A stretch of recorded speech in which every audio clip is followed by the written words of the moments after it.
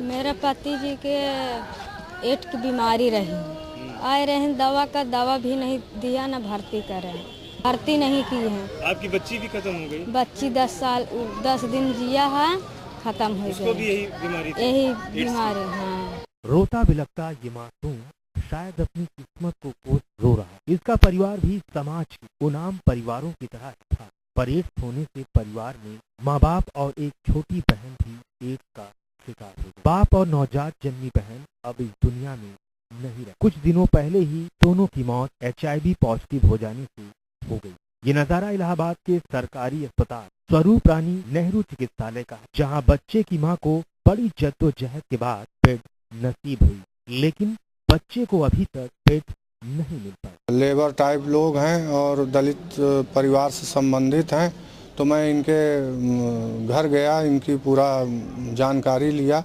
और फिर CMO कोसाम्बी साहब को मैंने मोबाइल से सूचित किया। धरती के कहे जाने वाले भगवान से आपको रूबरू करवाते हैं, जो कि यहाँ के सीनियर डॉक्टर साहब हैं और किस तरह से ये मामले से पल्ला झाड़ते हुए नजर आ रहे हैं। हम लोगों का कहना यह है कि अभी इलाज में कोई लापरवाही नहीं हुई है।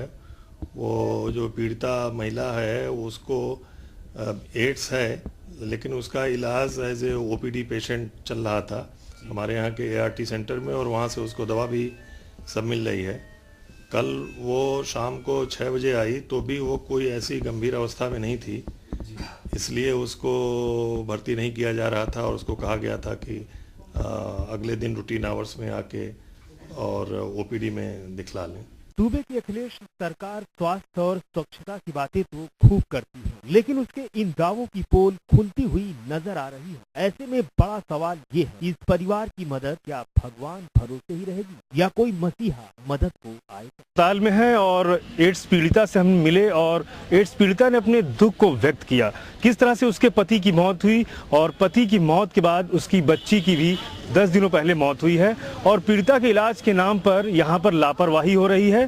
किस तरह से पीड़िता को हमने दिखलाया तस्वीरों में कि वो लाइन में खड़ी होकर के खुद अपने ब्लड का सैंपल कराने के लिए सैकड़ों की तादाद की भीड़ में वो खड़ी हुई है।